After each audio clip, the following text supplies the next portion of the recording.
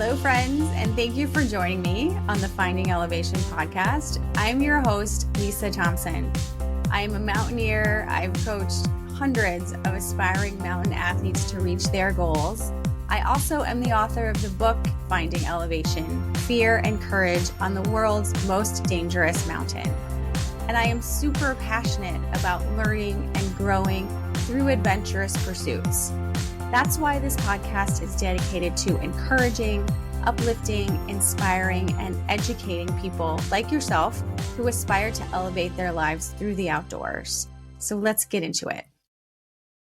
Hi, everyone. Welcome to the show. We, as you likely know, are on the verge of Himalayan climbing season. And of course, most of those attempts will focus on the highest mountain in the world. And as a coach, I focus not just on physical preparation, but also on mental. And I'd even say that as we climb higher, that mental game and mental strength becomes increasingly important.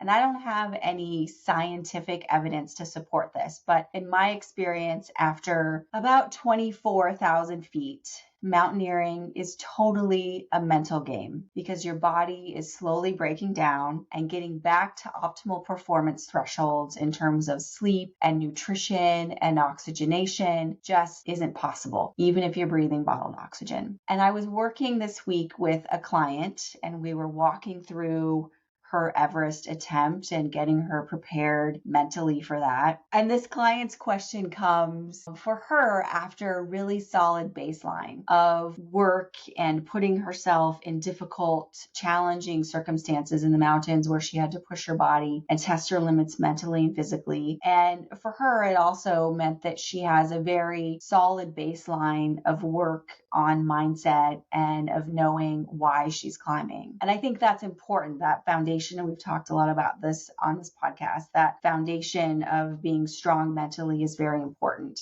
And that led her, the progression of that for her was to ask what I think is a very astute question that we should all be asking ourselves as people who push ourselves in the outdoors.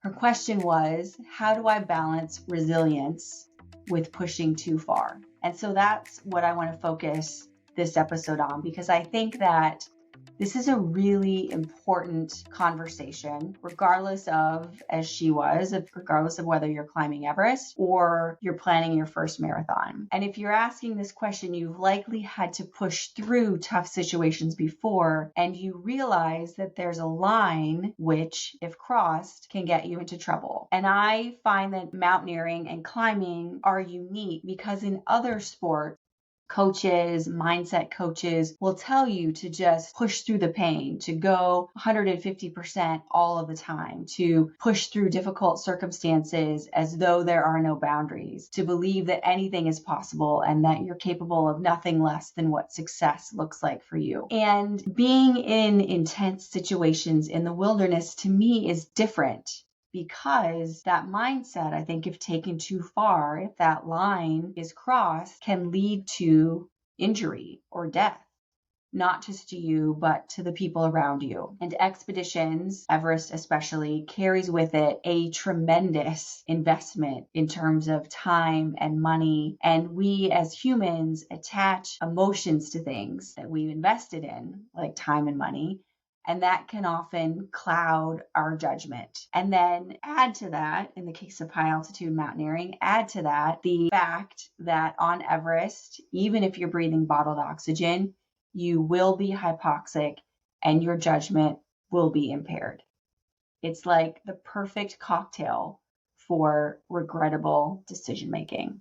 So for the purpose of this conversation, I'm going to say that the root cause of Everest deaths that are categorized as exhaustion, the root cause of those deaths is pushing too far, of not knowing your limits, and in general, not taking care of yourself. According to some internet searches I did, the number one cause of death between 1950 and 2019 on Everest is falling. That accounts for 35% of the deaths, and that is followed pretty closely by exhaustion, which accounts for 22% of the deaths on Everest in that time period. Next is altitude-related illnesses, which we spoke about in our last episode.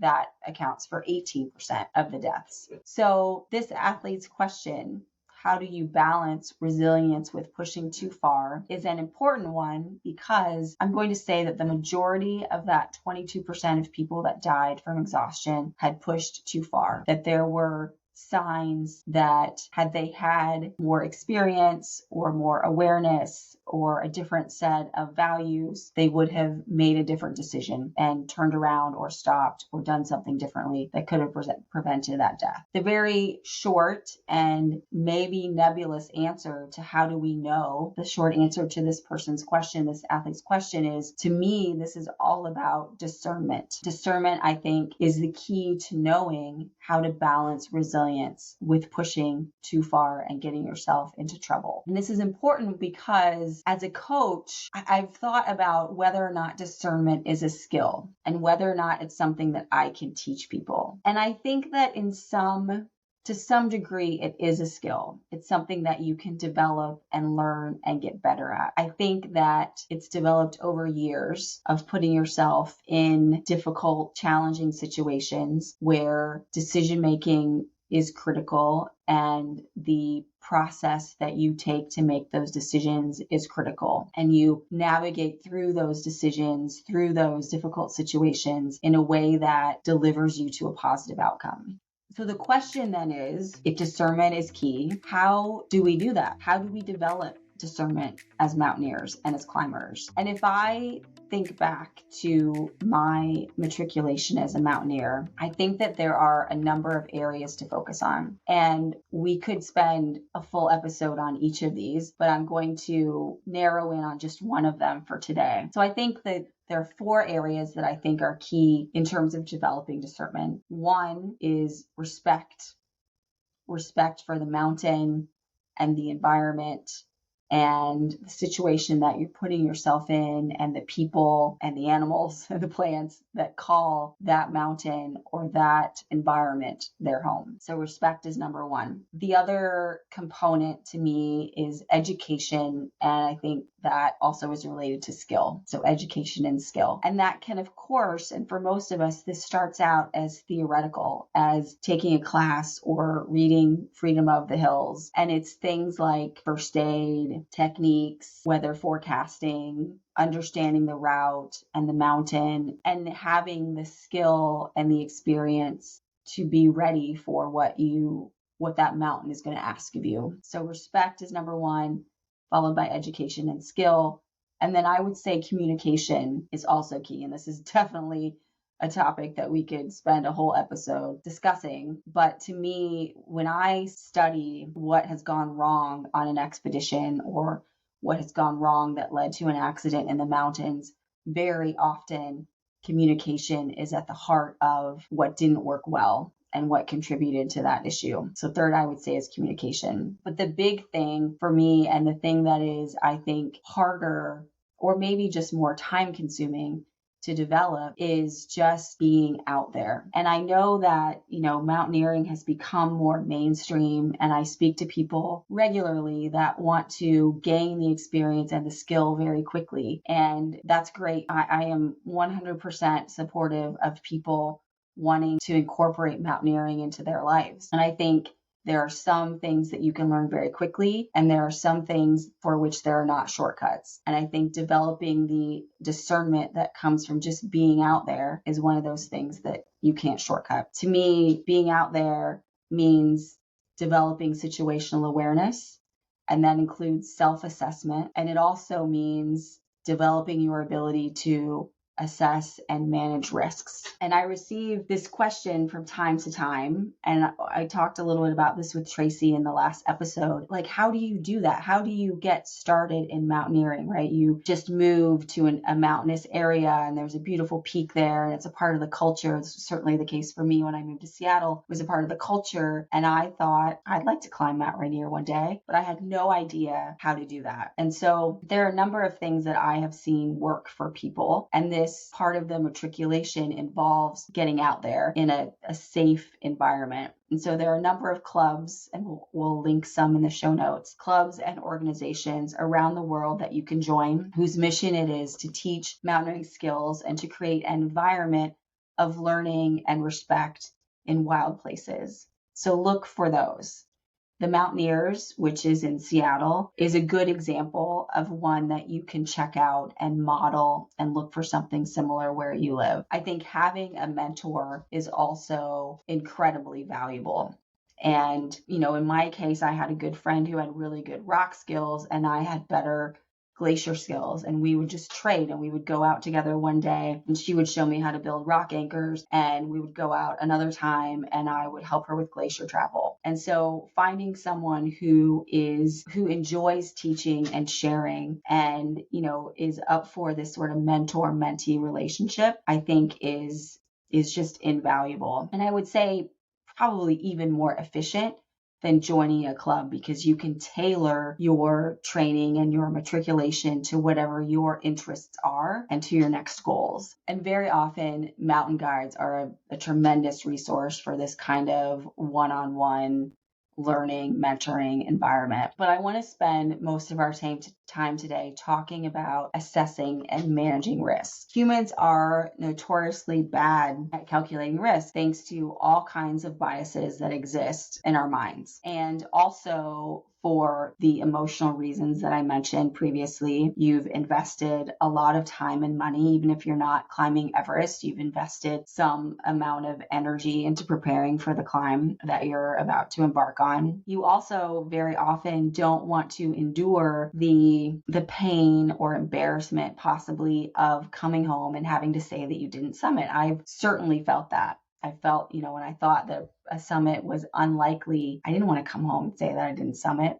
Even to people who, I maybe worked with who didn't really know me that well. There's a little bit of, pride. There's a lot of pride attached to summiting, and we don't want to come home and not feel that sense of accomplishment or be seen as someone who can accomplish things. There's also, just the physical constraints that you'll experience at elevation. You're hypoxic, you're probably dehydrated, you haven't slept. And on top of that, there's one really particular problematic bias that often keeps us from making good decisions, and that's called confirmation bias. And this is what causes us to ignore new information or changing circumstances or new facts, like the weather changing or the fact that you realize you haven't peed in 6 hours and you're therefore very dehydrated. That new information comes in and we have a tendency to disregard it if it doesn't support a conclusion that we've already made. And so in this case, the conclusion could be, I'm going to summit, I'm capable of summiting. Your hands start to get cold, or you realize that your gear isn't working the way that you thought it was, or your oxygen tank is getting low, and you disregard that information and instead focus all of your energy on this belief that you can summit. And so that is a perfect example of confirmation bias. And thus, while we're climbing in deteriorating conditions, whether those conditions are external to us or internal to us, it can be very difficult to absorb information that's available to us and to realize that risk is increasing to a point where it's unacceptable for our safety. And to me, managing risk, and this comes from me being a nerdy engineer, I remember we had to create, when we would release a new product, we had to create charts that would assess the risk of that product failing in certain ways. Can't remember what those charts were called, and when you boiled it down, those charts really just looked at two things: the likelihood of something happening and the consequence if that thing did happen. And I think that relates completely to being in the mountains and assessing risk there. So what's the likelihood of something happening? And if it does happen, what does it mean? What's the consequence? So for example, if I'm sport climbing and I'm top roped and it's a 511 route, which is above my grade, the likelihood of me falling pretty high, but the consequence of me falling in that environment is very low. Conversely, if I take away the top rope and now I'm leading, again, likelihood of me falling very high, but the consequence is also high in that scenario. So I think the key is to be constantly evaluating when we're in the mountains this balance. And for the reasons I've mentioned, you at elevation may not be able to fairly assess those risks. And that's when I think you have to rely on trusted partners or experienced, trustworthy guides that you've paid to make those decisions for you. And I'll share a personal story here, which comes with a little bit of embarrassment, I'll say, because I'm not particularly proud of my decision making in this moment, but I think it really highlights what I'm talking about and how this confirmation bias and the importance of communication can come into play in the mountains. So I don't know, 18 months ago, I was very fortunate to summit Cholotse, which is a 20,000 meter peak in Nepal, a relatively technical peak, beautiful mountain to climb. It was an amazing climb with an amazing group of women. And on summit day, I felt like shit.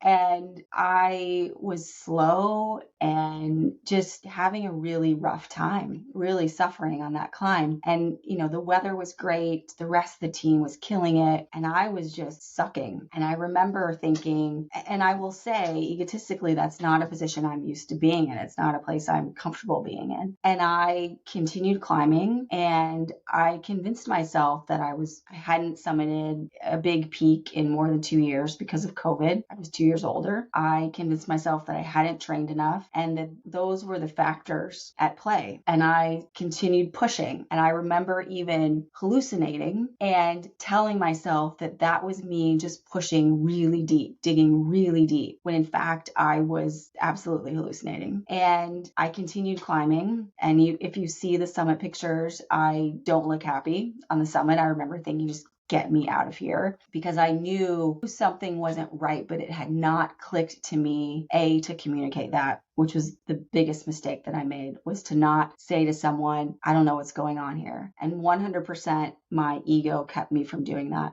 because I was used to being in the front of the pack, and it didn't feel good to me to admit that I wasn't performing the way I normally am. So my first mistake was not communicating. And my second mistake was not being honest about myself, that I wasn't able to discern any longer what was going on. And I summited. It was a very long descent, and I got back down, and I laid in the tent and had coughing fits and measured my saturation, and it was 37, my oxygen saturation, which is dangerously low. And I sort of chalked that up to a rough day and told myself I would descend in the morning. And I was fine overnight, didn't sleep at all, continued coughing. And it wasn't until we descended and I would then ascend even the smallest hill on the walk out of base camp and have to catch my breath that I knew something wasn't right. And so fast forward, I go home, I see a physician. I didn't have x-rays or anything then to confirm, but most likely I had pulmonary edema. And I'm not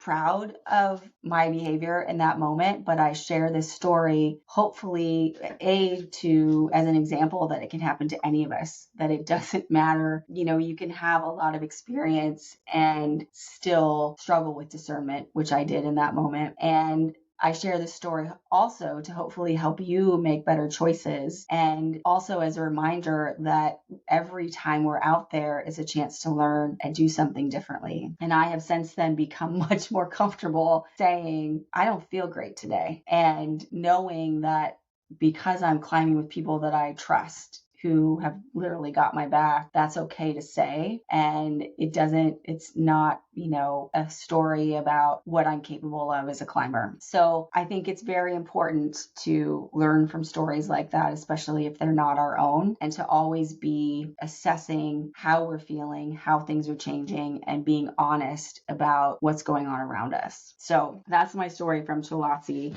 Getting back to sort of this idea of discernment, let's say that you've gone through this, and in this scenario, assessed risk, and that risk is too high for your comfort level. Then I think the strategy is to determine if and how you can mitigate that risk. So let's say on the way to Everest summit, it's nighttime, it's cold, it's dark, your toes are starting to be numb, and the risk, of course, is that you will get frostbite. The likelihood of that is increasing as time goes on, and your toes get more and more numb. And so the consequence of that is great, right? We all like our toes. So how do you mitigate that risk? you could assess that, maybe it's 3 a.m. or 4 a.m. and in an hour, the sun will be up and the temperature will increase and your toes will warm up and you feel like you've got an hour's worth of time before you lose your toes. If you're breathing bottled oxygen, you could increase the flow rate to warm up a little bit. On the other hand, if it's midnight and it's going to be 6 hours before the sun is up, or you're not breathing bottled oxygen, or you don't have another means of warming your feet, you need to turn around. And I like to, since this situation on Chalotzi, I've been much more adamant about what is the line for me. And deciding that for myself ahead of time has been very valuable to me. So I will even make a list, and I encourage the athletes that I coach to do this as well. Make a list of all the possible risks of your goal, whether that's running a marathon or climbing Mount Everest. And I like writing, so I do this with note cards and colorful markers because I'm a nerd and it feels kind of like a little art project. And on the back of each of those note cards, I write down how I will mitigate that risk. And so preparing for this podcast, I pulled out my note cards from K2, and I'll share with you a few of them. There were a lot of them, but the top ones were: my concerns were falling, avalanche, frostbite, rock fall. I was concerned about climbing above my ability, and I was concerned about running out of oxygen. So do this yourself for your next climb. And then I like to write down on the back of that how I can mitigate that risk. And now I add to that what line is too far for me. So let's take Everest. We'll continue with that example. And this actually happened to me on the way to the summit of Everest in 2016. So I remember my toes on one foot, I think it was my right foot, started to tingle. So I know they're getting cold. And they went from tingling to, I didn't have all the feeling that I was used to. And I was doing all the normal things, squeezing them, stomping my feet. And I remember telling myself that if I ever could not feel them, that was it, that I was going to have to turn around. And so having those lines and committing to them is really important. And if I had done that before I went to Chalotzi, I think it would have prevented that scenario. I would not have summited, which would have been fine, but I would have been much healthier when I got back down. And that's really what it's all about. So I'd sum this up by saying that what really is important to me, and the two things that I try to keep in balance, are my ambition and my ability. And my job is to not let my ambition outweigh my ability. And that ability includes not just skill, but also my ability to discern. And on Chalotzi, I let those things get out of balance. And I was very fortunate that things turned out the way that they did, that I was able to descend quickly the next day, and I was fine. And I take that as a lesson and something to be grateful for, because I don't think that we get successive opportunities to learn those lessons. So my ask for each of you is to take the time to do the work, to get a mentor, to put yourself in situations and environments where you have a safety net so that you can build your ability and your discernment. Because when you do, your time out there is much more enjoyable. And in the end, that really is why we're doing all of this. Thank you. Thank you for listening all the way to the end. If nothing else, you can say that you completed one thing today. All of the resources, products, and guest information that we shared can be found in the show notes, so be sure to check those out. You can also find out more about me and what I'm up to at lisaclimbs.com and at alpineathletics.net. And if you enjoyed this show, please subscribe and share it with a friend. Cheers.